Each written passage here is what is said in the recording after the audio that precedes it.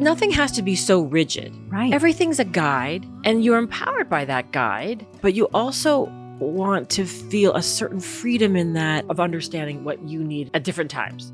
Larissa, thank you so much for being the one to help me set the stage for the Baby Makers Pod.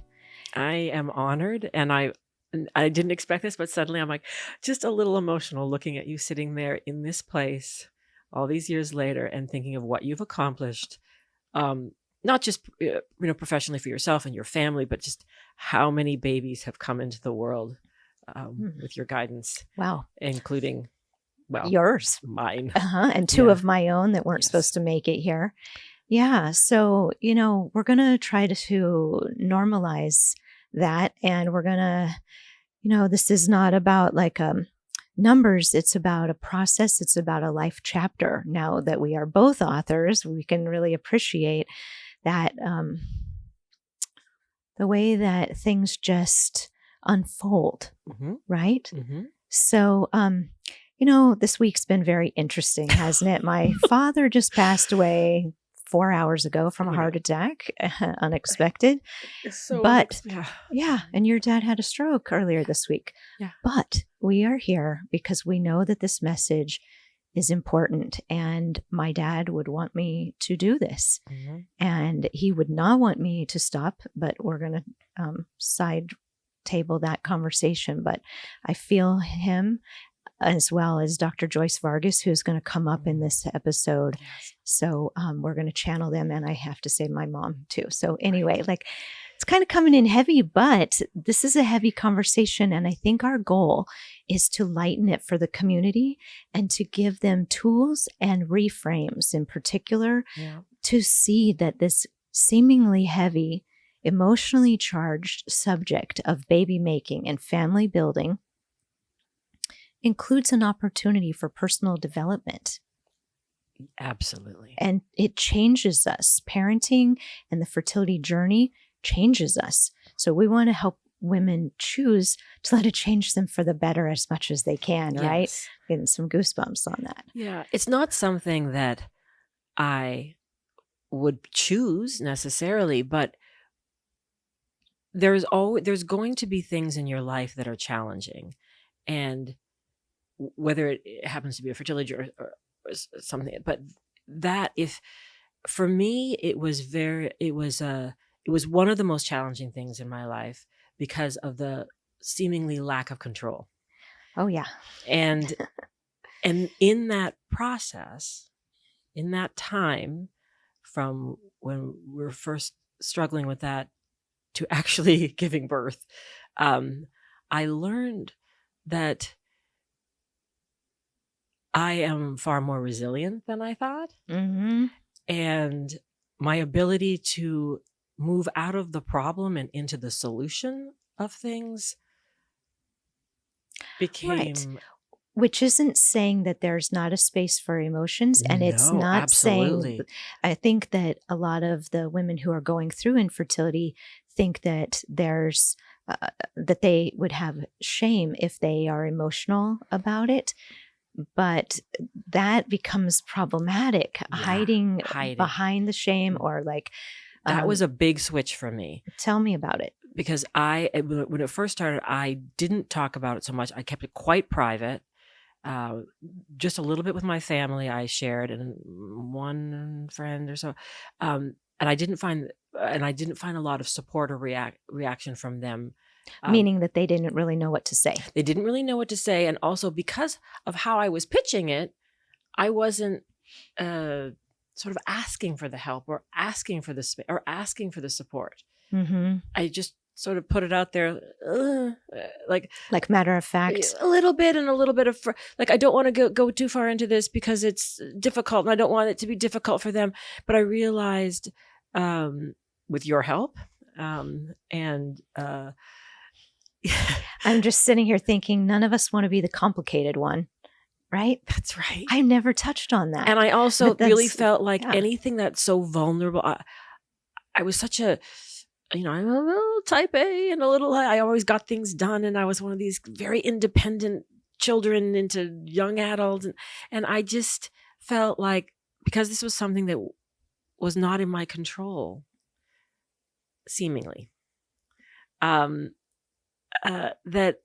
to share it was there was a lot of shame around it. There was a lot of weakness. Mm-hmm. And Being perceived as weak. Being perceived as not like flawed. The broken one. It's something I must have done to cause this. Right. Mm-hmm. Things like that. And so there was shame. And the more that I talked about it with my family and with friends, the easier it got for me to understand that none of this is my fault. Right. I don't deserve this. I didn't do anything to cause this. Mm-hmm. I will find a way to be a mother. Mm-hmm. Mm-hmm. Well, we're going to unroll your journey because it's fascinating. And the point of the Baby Makers, well, I guess there's several points, but one of them is to help listeners to start realizing that this is their story. The fertility journey is one chapter of their life story. The fertility journey does not define who they are as women or couples. It's one chapter, right? So let's go back in time. When we met, it would have been 2006, and you didn't know it, but I was wildly infertile at that point. That's not something that you shared with me. I definitely wasn't sharing it with anybody, not because of shame, but because it couldn't be inspiring. Here was their caregiver, and for 6 years I had been labeled infertile because of endometriosis, premature aging eggs, high FSH, blocked fallopian tube. But I was working with Anna in the office. Right. I also didn't have a relationship.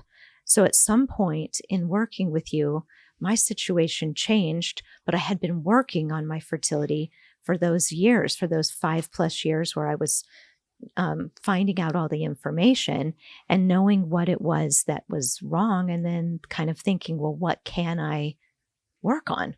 What can I fix? Yes. Right? But I do remember that one of the first things that we talked about, yes, you were talking about like where you are in this, what's happening, are you doing IVF, all the medical things that, but it was, you also tapped into quite quickly of sort of a grief recovery, the emotional piece. When I met you, I was kind of nearing the end of my infertility journey, and I was hitting this awareness that I was as spiritually and physically fertile as I was going to be. And I declared that I was as spiritually and physically fertile as I needed to be. And then I set the intention for there to be somebody, one man somewhere, who would want to have a kid with me under some unconventional circumstances, because I knew I was sort of running out of time. And it was like a little bit of a manifestation, I guess, is such a buzzword right now. Yeah. But I was just ready to become a mom, and I set the intention that I would have a kid to raise. Mm-hmm. And so when I met you, I wasn't in the place of, oh God, my FSH, or oh God, my endometriosis. Oh, I'm not a candidate for IVF. I had reconciled a lot of that, and that's the grief recovery work. So one of the episodes will be me talking with my therapist who taught me the grief recovery work. So the listeners want to stay tuned for that. Well, and just to tap into that a little, that really changed things for me, because you go through a little of your life history, and you showed me that other challenges, other things you've overcome, and you found a way. Yeah. And you can do this and there are unknowns, of course, and no one can guarantee anything, but you open yourself up to what the possibilities are. Mm-hmm. And the potentialities. Now, fast forward 17 years since we met, and quantum healing is more of a subject that people are not rolling their eyes at. It's the field, the universal field around us is listening to our thoughts, and we're vibrating with a frequency of, I'm ready to become a mom. And, that's woo episode for later, but but so there I am over at Well Women, and my fertility is changing. I'm working with Anna. You show up for care, and if I remember correctly, you had one miscarriage, chemical pregnancy, and then as soon as you started working with me, there was another miscarriage. Wasn't there a chemical pregnancy kind of soon after we started working together? Yes. Okay. So I did one round, and the doctor shall remain nameless. But it was just one of those things where I jumped into doing IVF very quickly because there was a male infertility factor, and so we had to do that. I just thought like, oh, just do it. And just tell me what to do. Just tell me what to do. I'll show up for the appointments. Yes. Let's put an embryo in. And that wasn't throw money at it. And and that can sometimes work. But the idea of baby makers is that when it doesn't work that easy and you're going to choose a little bit of a spiritual path, then that's the intention, right? That's what I want to talk about. Yes. So something made you think I need to switch doctors? Yes, absolutely. Because it just seemed very, this is what we do. Factory-esque. With your age. And this, my FSH was actually, I produced a lot of, that was not the issue. But, and there wasn't a lot of explanation of why this medication, there wasn't a lot of talk. There was just a sort of a system that they followed at that office, and that's what you do.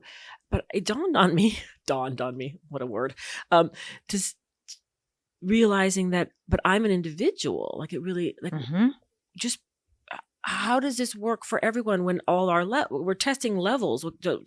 Right. You came to the realization that you are more than your lab tests. Yes. Yeah. And it's true. Either you're going to get pregnant or not, right? 0% or 100%. But you are the empowered individual versus the general population of statistics. So like in the general statistical population for your age, there would have been a certain percent chance that you would conceive. And so if you do the factory, we do Clomid, we do this, we try IUI, and then we go to IVF. Like that was a very methodical approach. But the empowered individual says, well, what can I do? Yes. And what can I change in this? And so you started getting those thoughts. And because instead of it just being done to me, where am I in this? I am the mother. I am the person who is wanting to create life. So where am I in this? And I want to be, maybe that's also me being driven, but it was a different kind of feeling. It was of I want to understand, why is this happening? And not like, why is this happening like that, but why is this happening?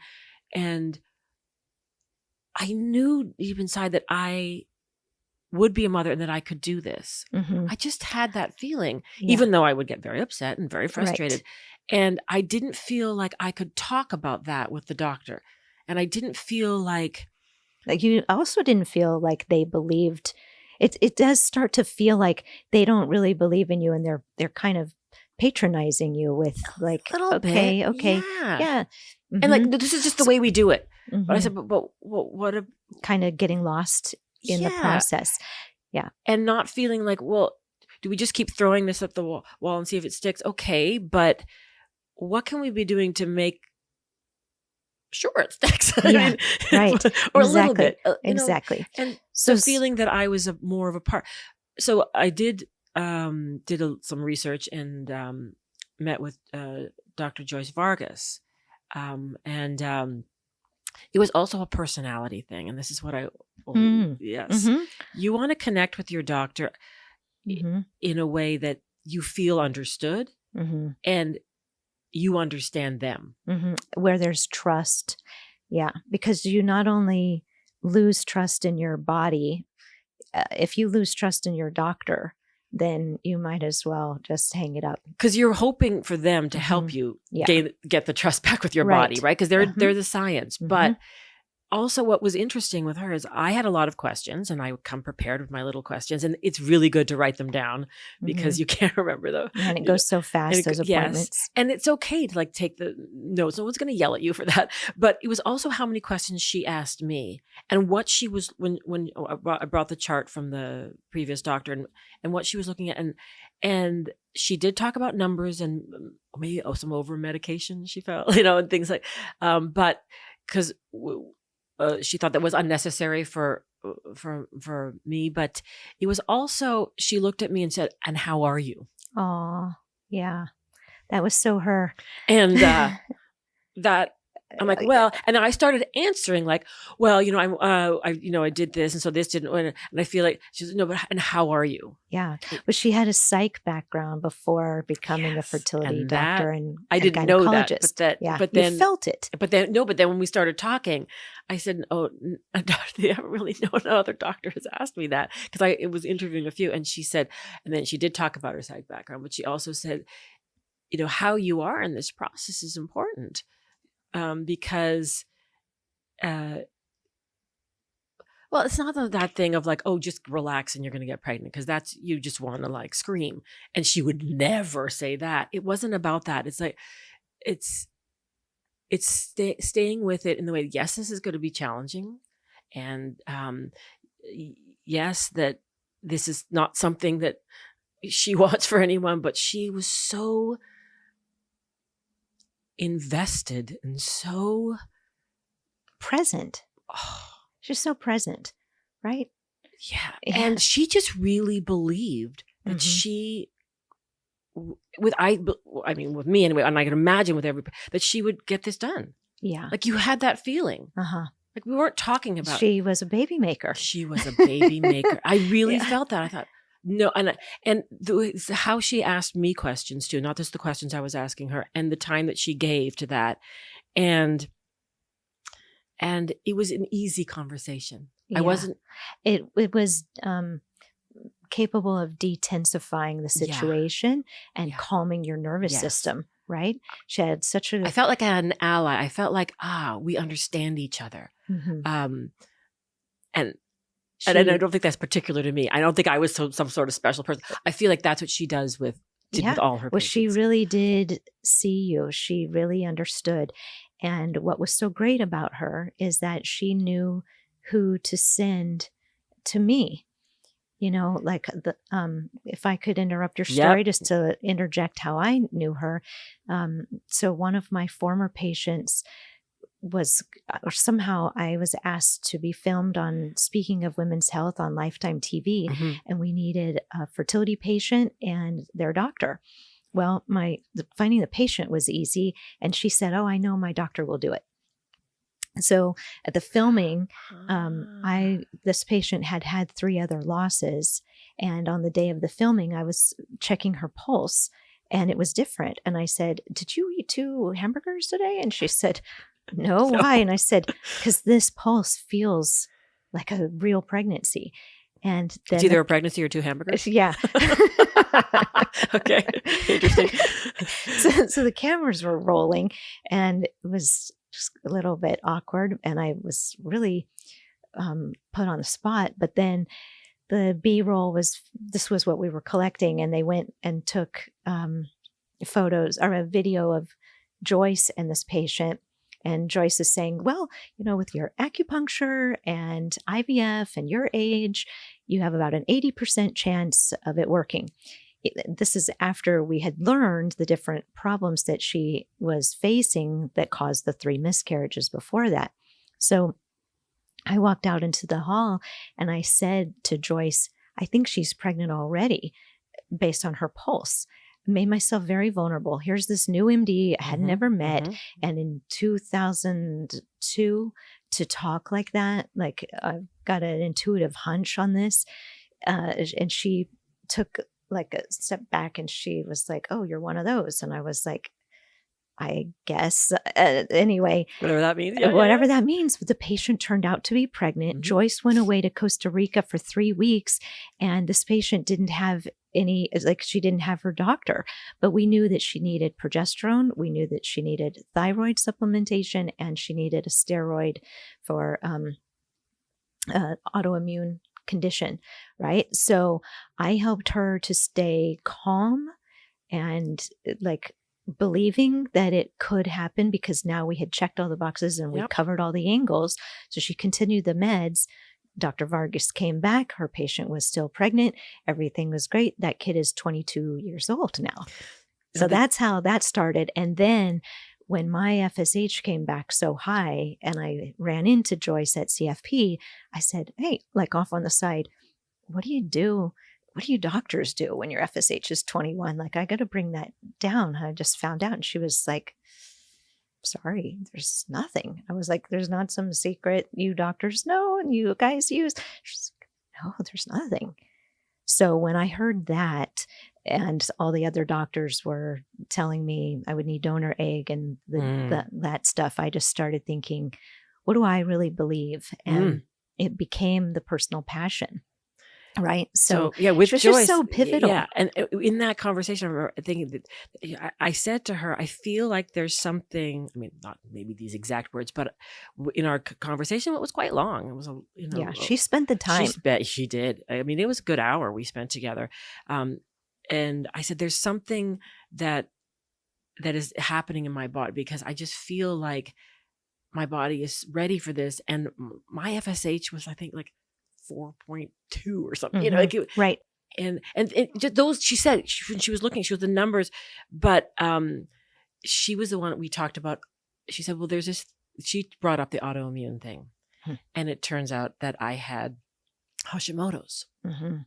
And only because we did the panel of all for the autoimmune, because she said, she's like, I'm going to think of, there's some things we can do. So let's just check out and so that, when medicating that, helping that, right, was a big step forward. And it was a big step forward. Then the little extra jaunt on your journey, right? So she referred you to me. We started working together and we started peeling the layers of the onion, right? Yeah, sure. And you would come in, list of questions. I'd get the tissues ready because you were. I'm a big crier. Cried a lot, and but to me, crying is not. Yeah, but to me, crying is not. I cry when there's a pretty. There's like a beautiful dog goes by, and it's just I cry at the beauty of the world. I cry at vulnerability. Of course, I cry at pain, but it's just crying is it feels good for me. Right. I don't. In Chinese medicine, we say that tears are the fluid of the heart, and the uterus definitely been a fluid. Right, and the uterus being the second heart, right? So what we process in our first heart is one thing, but what we can't process, I think, becomes energy that's like a fertility impediment in the womb or in the ovaries, because the whole pelvic area, all the reproductive tract, is in Chinese medicine called the uterus, right? So anyway, the uterus is the second heart for you, and we're working through these stories for you, and then I end up getting pregnant. Yeah. Right. And I have to admit, that wasn't easy for me. I didn't want you to leave me. Right. Yeah. I lost something. And it was a lot of this, like, you had shared with me after we were together every once a week for weeks, you had shared with me that you were trying. And I wasn't trying, but that it was not necessarily in the cards for me. Yes. And then suddenly I was pregnant because when I decided to be willing to go an unconventional path and to, then I manifested the opportunity and that ex-boyfriend to come back. Yeah. And it worked the first time, sealing my fate, essentially. Right. Well, what you were doing is you shared with me your, what do you call it, situation, or and then I had a situation yes, too. Yeah. Cause it was like, poor me, there was you were like, You're a little bit stuck in Listen, that. sister. Yeah, listen. Well, get out of there. Poor me. You're not the only one. Right. Like I got women coming here all day. Right. Yeah. Not only am I not going to have one, really I'm important helping. thing. And so also meeting with you, I started to talk about it because I also felt like you were giving me information that empowered me, and I would just like throw it out there with people. And the more I talked about it, then people say, "Oh, I'm having." There was a shared. So many you started coming out of the woodwork. Yes. Oh yes, I've and the universe sends you those things. So if you open yourself up and be vulnerable and share instead of hiding in shame, the support can come. The support can come, and you share your ideas and your revelations and what you're learning and what you're piecing together, and other people will say things to you that can add to that, and who knows where the answer comes. And I'm not saying that there's like one answer that's going to change everything, but when things come together, it eases the journey in the and you can see more clearly, and you can speak more clearly, and you can ask for what you need, and people will then give you what you need. Right. And then you start knowing that all true needs are met. Then you realize, oh, this is a spiritual journey. And this is then like a spiritual thing kicks in. At least that's how it was for me. Once the pity party lights went out and people went home, and that victimization mindset cleared. Yes. Then I was like, that was really important for me, because I was really stuck in the, why me? Like, what did I do to do that? And there is no, you didn't, that letting go of that was huge for me. And the shame of letting go of the shame, because I really felt that it was there was a stigma to it of a weakness, of not being good enough, of you've done something wrong, and none of that is true. So one of the phrases that I think I've coined is called returning her fertile confidence, helping her to realize, just like rebuilding the self-confidence after having a knock or any other kind of thing. If you want to do public speaking, you have to try and you have to keep being vulnerable with that. So if you want to rebuild your fertile confidence, then you can only hide out for so long in the pity. And then you start getting creative and thinking outside the box and making changes. And that's what a mother does. And the other part of fertile confidence is to realize where you're already nurturing other people and where the spirit of a mother is already activated. And so that's where your story took this interesting turn. So now I'm pregnant and about to go off on maternity, and you're working with Anna, who had helped me, and you get this interesting opportunity to go to China. But now you've had two losses. And you've got this was back in the day before there were no embryo genetic testing going on. There wasn't genetic testing of the embryos. You could do it for pregnancy loss only. That's not something that they did on a regular basis with really any patient, unless it was, they would do it further down the line if several losses and really unexplained. This was something that Joyce was also saying. This is a little bit of a numbers game. It's like you get lucky. The fingers crossed. She would do that. She's like, and that you realize that, of course, there is a bit of, and that's when you have to say, when is my baby coming? And surrendering it, surrendering the need to know. Yes. How and when.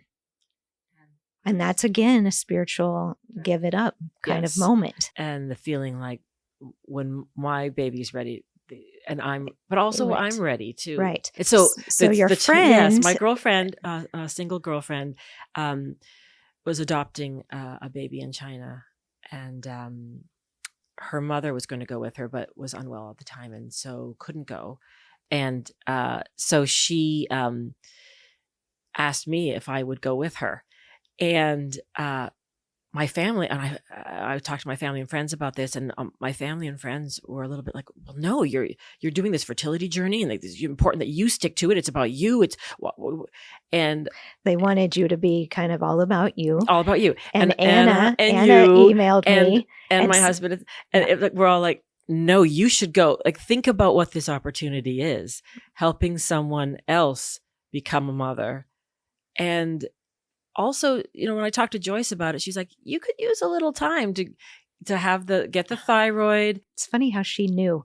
Meanwhile, Anna is writing to me, Larissa's going to go to China to help her friend adopt a baby. And I was like, oh my God, she could get a parasite. And so then we conspired, write a formulation, give her some herbs, which Anna did. And I took those herbs. And on that trip, I have to say, I was the only person who did not get sick. Right. Yeah. Right. So then. And I did I felt like I did extraordinary things on that trip, in just the way of helping that group. I became sort of the leader of that group. And maybe I could, because I was the only non-parent on the group. It was all couples and then me. And I also, did a trip in the middle of the night with the sick baby. Yeah. So the baby was delivered, and then you needed to get it to the mom. Okay. So what happened is, when we were there, you get the baby, but you stay in China for almost a month. There's a whole protocol, because you have to wait for papers and medical things. And while we were there, my friend Robin became quite ill. She got strep. She got strep. So it was throat. the intended mother. Yes. And so she was stuck sick. And when we got the baby, she had some digestive problems that were pretty severe. It was really bad one night. So the translator and I got into a cab and went to the Chinese hospital. And all I can think of, I just became this like warrior mother person, and with this baby strapped to me, saying like, I'm going to get this fixed. And it was just an interesting event. There, you walk into this hospital, and it looked like a war zone. I don't know what was happening there, why it was so busy that night. Maybe it was just just the halls full of people. And, the big bad American, like, I just started to, I'll pay for this. I'll just pay. Giving money, American dollars. Yes. Yeah. And I know that y'all can roll your eyes at me, but I'm going to say, I took 3 families with me.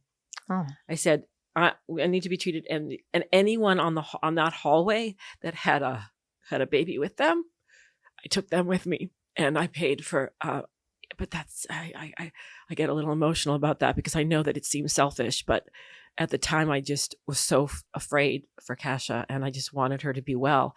And I think of those other people in the hall that had to wait, but I did take 3 babies with me. And we get there to get for the babies, for her to be looked at, and they just wanted to put her down on a metal gurney. But nothing. So I remember taking off my coat and putting the coat down, and so that the baby could be on it. And then there was some digestive problems, constipation, and just really poor diet. So that was going to be fixed. We had medicine. It was good. And I just remember taking the baby back, and then the next mother was putting her, and I just left my coat. And for the other babies to be laid on. It was Larissa, this is not a big sacrifice, believe me. It's just a coat. But I just remember looking back going, I am so grateful that I came here. And I looked at the other people in the room, and there's a language barrier, but there's translators there talking with them, and they kept saying, thank you. And I said, no, thank you. I sort of felt like the doctor was treating me differently, because I was like one of them. Like, it was like, it was me and my, I don't know. It was something. I think one thing is, it clicked in you of, I can do this. And like that warrior kicked in and kind of jump started your fertile confidence so much. But my ability. But also the innate ability for women to mother and nurture was kicked into overdrive. And like, and I can find the solution. Sure. I can find the way. And when you're put in a moment like that, then it comes through, and you then crossed all boundaries and said, no, we're putting this coat here. But I mean, it was sort of symbolic in the way that you like strip something off of yourself and you put it down, and you don't need that anymore. Right. Yeah. It serves that. Yeah. Uh-huh. And I know that it's very good as a metaphor. And I remember walking out of that hospital thinking like I was like I just did that, you know, and I took care of it. Mm-hmm. And it reminded, and I left that trip. I came back from that trip just thinking knowing I was so capable, and that my mothering skills were not to be challenged. Were not to be. They were definitely good enough. Very good enough. And after that, I was continuing the IVF thing, but I met with adoption agency. Oh. We talked about sperm donor. I started to look into every avenue that can get you your baby. You really knew that it was about being a mom versus being pregnant with your own. Yeah. And that was the goal. And that was what we were and that was still at the forefront. But I relaxed into this idea that the goal is the family, is the baby. And so let's look at all the avenues, all the ways that can happen. And open to all of them. Open to all of them. Like in my own little journey, part of my opening was I knew that as a single woman running my practice, I didn't have the means to have a newborn, adopt a newborn, but I knew that I had the skill set to do pep talks and move women through trauma and help them integrate when bad stuff happens. So I started looking at foster adopt to have a teenage girl to do foster care with. And I was thinking, okay, I'll really test out my grief muscles and see how I can help her. And I started picking up the paperwork for that. And very soon, within days, things changed. It's because I think my energy changed, my frequency from woe is me, I need help, I'm challenging science. I just put all the fighting down and thought, wait a minute, what is this really about? It's that I have gifts that I need to share with little ones. Yes. And so I'm going to try to do that. Like I've mothered these patients and there's still some left over. So let me go look into foster adopt. And I think the universe was like, okay, you know what? That's good enough. Yeah. Let's send in Dan and let's see if they can agree. But it's the thing of where you just decide I'm going to make this happen, however it's going to happen, because being a mother is what's important first and foremost. And that thing of, yes, you're allowed to be upset and you're allowed to be angry and you can kick the dirt a bit, but there is that thing of like no feeling is final, to understand that in 24 hours from now, you're going to get back up. Yeah. Like you can allow yourself those times to be sad, and you can, go and vomit all over people and hope that they will, accept it and be there. And you have to learn and pick those people, and you learn who and when and how, but when you're vulnerable and you're willing to say, help me, but only because I need help. But still know that you're capable. That can mean like, I need the circumstances to shift. Yeah. Okay. Right. That's what I live by now. I need circumstances to shift as soon as possible. And also if I also think of it, if I keep moving forward and putting myself out there and being open to the way, looking for the way. Well, I think being like going spiritual with it, being grateful for what you have. Yeah. And looking at it with more of a knowing and a belief, trusting. And I think it just kind of becomes you. It's like the caterpillar doesn't go right into being a butterfly. It's a process that it's enzymes breaking the caterpillar's body down to nothing. And at the same time, a butterfly is like coming through. And it starts, and then the wings are developed and the whole thing. And then the wings have to be strong enough, and then they break the cocoon open. It is an unfolding process. by design. And so like, we can't just shift so fast of like, okay, I'm infertile and now I'm fertile confidence and now I'm a mother. It's an unfolding, Yeah. and you say yes to it. So let's talk about how it happened that you then did become Sasha's mom. We froze some embryos, the second round that didn't work. And I just kept taking care of the thyroid, changed the diet, Controlling what you can. controlling what I can. Yes, for Yeah. sure. I stuck with the acupuncture. I also yoga big time, and there was also yoga for fertility that I did. I did a lot of journaling. Mm-hmm. I did a lot of talking with people. Like I Yeah. joined a support group Yeah. where we really talked it out. And the thyroid was a big thing to keep that in check. Well, if I can interrupt, Yeah. you were one of the beginning patients of the seed Yeah. program that was forming. It just wasn't anything yet. Yeah. We were all just sort It of wasn't written living it. down, but it was there. Yeah, right. We were living this idea Absolutely. of when you're in this phase of your cycle, Yes. incorporate diet these thing, foods yeah. and know Did that your that. mindset is going to be like this. And when you're in this phase and you want to, And I did the Chinese herbs. And right? that was, I could feel that in my body. I really could. Yeah. It was interesting watching you change from being like the actress to like infertile warrior into more fertile confidence into readiness. Yeah. Yeah. I think that even though I'm one of these people that's kind of like tough and good, there was a softening too of that thing of like, help me. Mm-hmm.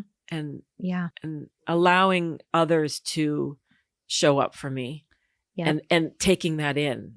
Right. And remember the metaphor, blooming where you are planted, meaning make the best of what's happening. Yes.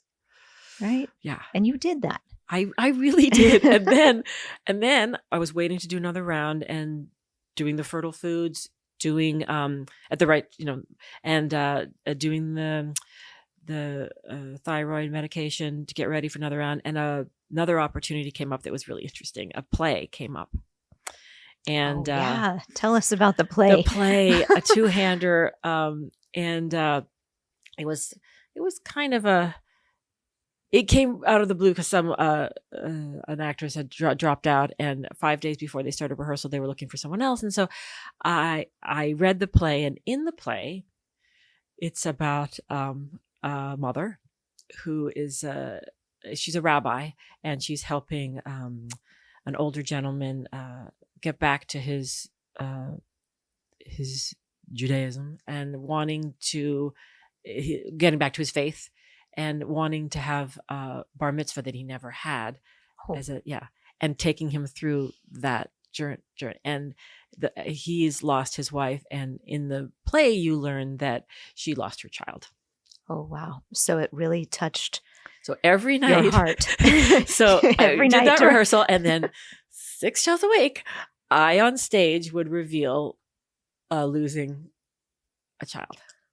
God. And reliving, and just like the second the scab would start to form, then just pull it off. And I had a very different. Good. Okay. Actually felt like it was something that I could exercise out. That like, not that I know what it is to lose a child that has been born and that you've raised, because the child that she lost was an older child, but in a terrorist attack in the play. And so it's very loaded and all that. But what I did know is I felt so authentic in my way at the time of being able to exercise sharing that I know what loss is. Yeah. And so I felt it was really cathartic, and I felt that there was a purpose to it. But also I got back in touch with my creativity at the time. And as an artist. Yes. And so I was getting myself back and realizing I can do this play. I can prepare for the next round. I can start the medication. I can start the IVF round. So by the time I was finishing that play, I did the retrieval. We put it, and I was pregnant 3 weeks or 3 or 4 weeks. I found out I was pregnant 3 or 4. Like, it was happening simultaneously as the play was running, and I did it all. And I look back now going, what the heck? So you're saying that you were doing your IVF I started cycle. the round. I started the round because it was time to go. Like, I was doing this play, but like Joyce is like, oh yeah, no, it's time to go now. You're good. And I'm like, well, I'm kind of doing this play. She's like, you're fine. You can come in the morning. You're doing the play at night. What's the big deal? I mean, no, she didn't say it like that at all. But she's like, I'm like, yeah. So it was one of those things, but it was so great because I was so empowered by this play, and I could shed the loss every show. I'm not kidding. Yeah, right. I love it though. To me, it makes sense. To me, I'm smiling, thinking people this is great. And my friends like, are you crazy? You're doing a play about losing a child? In your right? Like, no, to me, it totally made sense. Yeah. That's what this process will do to us, and right? see, but this is the universe. Okay, Master in that journey, of reframing. In that journey, okay, look at the things that happened to me. Thinking like my therapist, my acupuncturist therapist guy goes and tells me like, I'm pregnant now. Damn it! Like, how dare you leave me? And also just feeling like, poor me. And then also going off with a girlfriend who has struggled on her own, getting her own baby. I get to be a part of that. And then she gets ill, and I am taking care of the baby for her on that trip. Yeah. Then That's why I love your story so much. And then cut to this play that gets offered because someone else drops out and like, will you do this? I'm like, okay, even though and you have to talk about the death of your child in the play every night. Right. Yep. Right. And this is what, it's it coming. All makes sense. Right. What's coming to me is this is why you were in the running for that role of Skylar White from Breaking Bad. Because you could do it, like go through all that. Anyway, it's just like this process. It really changes us, right? So remember when you were doing your IVF, you were like using the refrigerator and you were organizing all the things. Yeah. And that's sort of like a segue into what you're doing now, which you do the decluttering, but you're also helping with the seed program as a fertility coach, because now you really understand like the training or the seed. Well, for me as a coach, logic. I'm not a doctor, obviously, and I'm not a Chinese doctor. But it's just, I do understand the process, and I am a problem solver. That is what I am good at. I am really good at looking at a situation and saying, okay, in this situation, what do we keep to help move forward? And what do we let go of? Right. And what do we, and when we let go, what do we allow back in? And so I think decluttering is like really an important part of, and in my life, from the time I was 5, weirdo here. Okay. Weirdo alert. I liked to declutter and organize my whole life. I just understood that, I organized my mother's shoes like 5 or 6. She loved it. It was just a thing that I did that made me calm. I was going to say, when stress comes on, I go into cleaning mode. Outer order, inner calm. There is really, really truth to that. Can you expand on that? The outer order of creating that your space, the things cleared surfaces. Cleared surfaces, but it's also only having the things around you that you love, that are meaningful, or that you need, and understanding what those things are and letting go of the rest, and that then can be applied to every part of your life. Yeah, and I say, love what you have what you need, know where it is, and then. Great. Know what you want, know why you want it, know how to get it. Ooh. And those two things are the pillar of what those are great pillars. Do with those. There's 3 sentences of what I do with your clients. Then you can merge that in with the fertility. Totally. Right. And then you're really hitting the emotional piece because it becomes so busy brained, especially at certain times of the cycle. Yep. And helping them to address the fertility diet with kind of like a balanced approach. They want to come in and hit it at 100%, but to let them know actually, it can be fine to have things like your regular food, coffee, a little bit of alcohol sometimes, like to get them living again. Yes. Nothing has to be so rigid. Right. Everything's a guide, and you're empowered by that guide, and you're empowered by that knowledge and the know-how, but you also want to feel a certain freedom in that of understanding what you need at different times. Yeah. I think of it like a negotiation. Sure. You know, we're negotiating with our dream for life that we would have had in mind. We're negotiating with like the way that in my situation, I definitely didn't want to have kids with somebody that I wasn't married to, who was somebody that I had dated in the past, and that relationship had ended. But then this other relationship was futuristic. And I had that knowing. It just didn't seem to make much sense. But to negotiate that and to reconcile those feelings. So it was like, okay, can I go after what I want, trusting that I'll love what I get? You know, like let's also be where you are. Mm-hmm. Yeah. And what's coming into your life, like pay attention. Like, notice what you're noticing, like notice what's coming in, and what the world will reveal to you what you need if you're listening and right. open. So I got that opportunity and said, okay, I'm going to take it, because I had been like hanging pictures on the wall. I've been creating a home for myself and potentially my foster teen. That's right. Troubled teenager. And now I've got 2 teens. And so here we are. I've manifested that. Yeah, but that thing of knowing what you want and sticking to like having that goal and figuring out how to get there, but also allow yourself not to know how it's all going to happen. Right. Allow yourself to just trust that if I focus and I go after it, but with an open mind, with a willingness to let the world also reveal to me what I need to do to achieve that goal. But then take the actions myself and be responsible for myself. But yes, rigidity. There's no room for rigidity. There's no room for rigidity.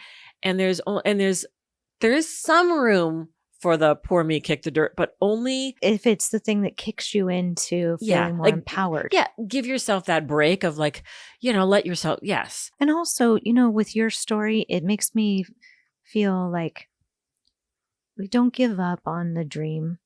If you think you're going to be a mom, then all roads are going to lead you there until you decide, I'm giving up on the dream.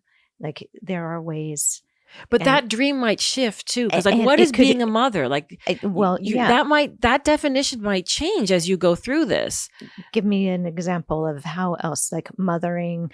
One of my patients, she now, the fertility journey did not work out for her, and she runs a ranch. So she's always mothering chickens and, all of the farm animals and all of that. So it looks different than how she had liked it, but her heart is full. Or just how you show up in the other children in your family and friends' lives. Right. There is that too. My mother, who was a super mom, who had 4 kids, when women say like, I don't really want to have a baby. I'm not interested in being a mother. And she said, well, maybe you don't want to have your own child. That's understandable. One thing we don't need in the world is more people. We don't need more people, but we always need more mothers.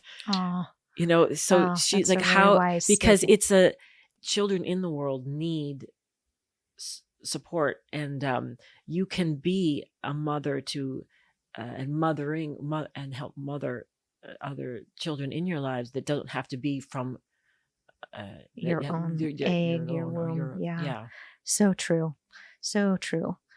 Larissa, that's such a powerful message that I think is a good way for us to end our conversation, right? Like there's what we can do, what we can't control, and to know when to say when, and to know when to push and when to advocate for ourselves, and when to pull in other people and And how like, do we do that though? Like, yeah. so all of those things of no, you say, oh, no one to do this, no one should do that.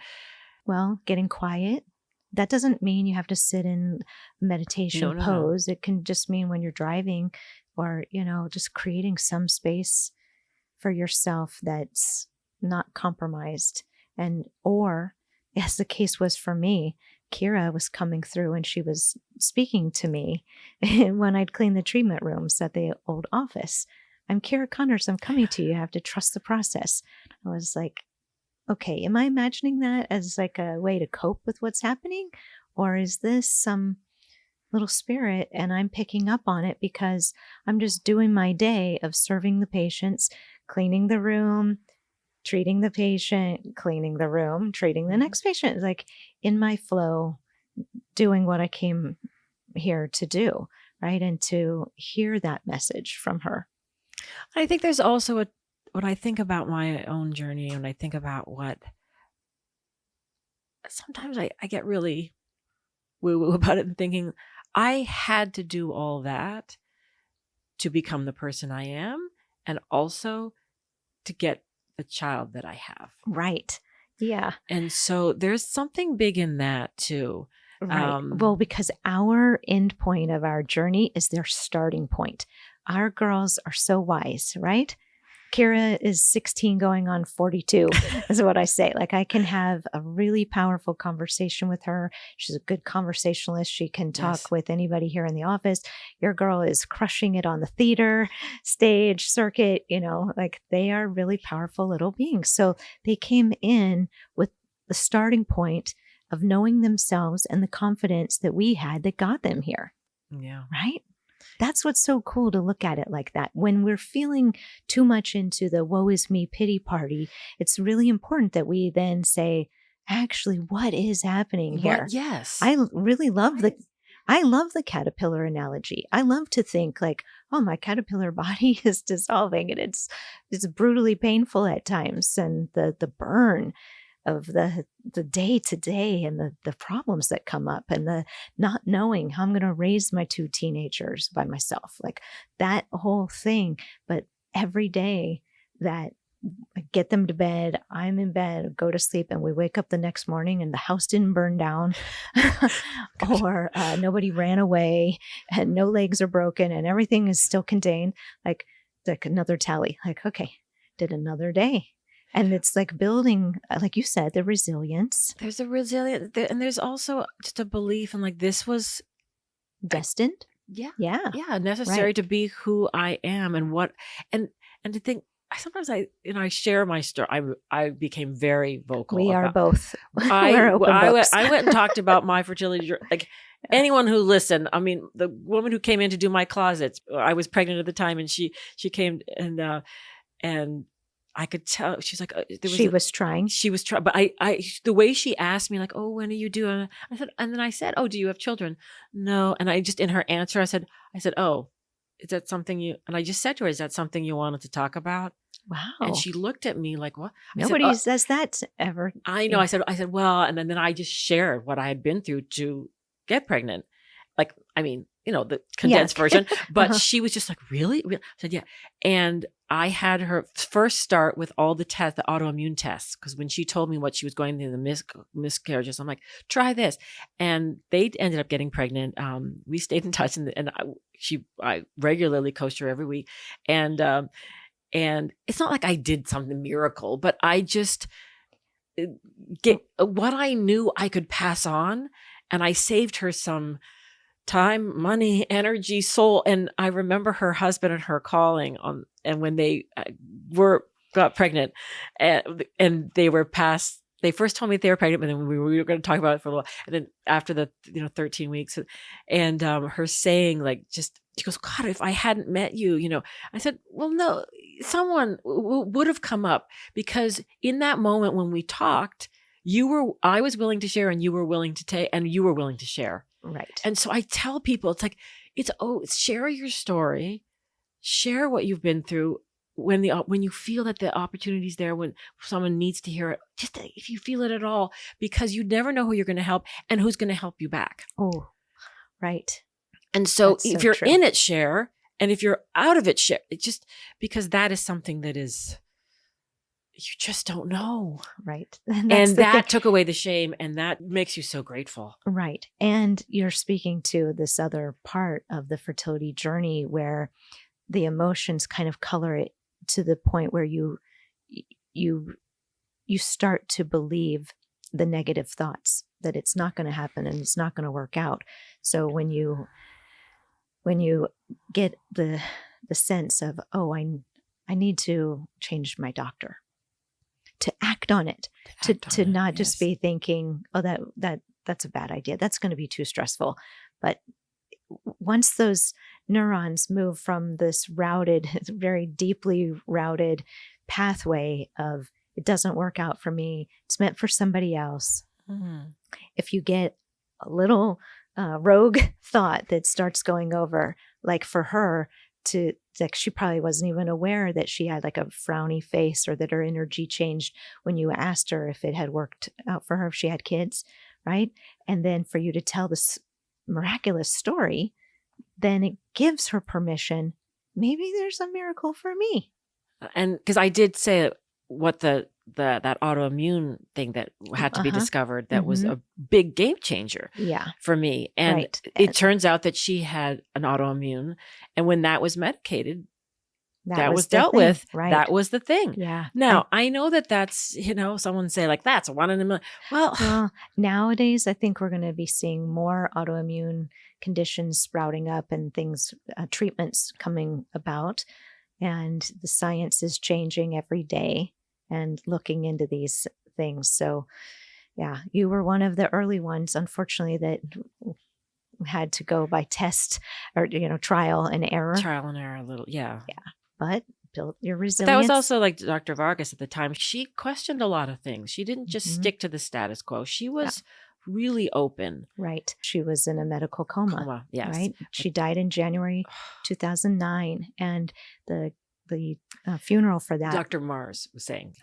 Yeah, he let you know. Right. And he was saying, oh, we have this superstar coming from New York. Oh yeah. And I was like, I was pregnant, giving birth, but it was like, who is this Kelly Beck? Yeah, right. Who is this Dr. Beck? Who is, They were like, we are welcoming the new. Right. Yes. And she had big shoes to fill. She did. And fill them she has. And I can't wait to have her come on later. But talk about a personality, again, of a kind of a doctor who is just so willing to be open and give it more than her all. Oh, when it's depleted, she's remarkable. Dig even deeper to find some more to give. Yeah, I know. And constantly, like just questioning and her brain doesn't ever stop. Her brain, was meant for. Talk about someone finding their, like you. Talk about someone finding their path. Dr. Beck is someone who we've both answered the calling. Oh, big time. I mean, more than just like, oh, I'm going to be a doctor and I can do this. It's like, this is the doctor I have to be because I am. This is a destiny, right? Yes. Destiny calling. Okay, so we don't want to spoil that. So, Larissa, where can prospective fertility clients go to find you for fertility coaching? Because the SEED program and these decluttering skills. Yes. Okay. So for the SEED program, Larissa at seedfertility.com. But also my own website, larissalaskin.com, has the program gives you information for the coaching program for what I do through the SEED Fertility program, but also through my organized clarity of which lends itself to the fertility journey too, of doing all of that, organizing your life and decluttering your life to make room for what you could be letting in and let go of what you don't need. Amazing. Larissa, thank you so much for coming on today, for sharing your story, for being so vulnerable, for offering hope, for mothering the listeners out there who are wondering what to do next. What would you say? It's one of those things. If I can do it, you can do it. Well, if I can keep trying, then in the way that, like, if I can find my way through, there's a way through for you too.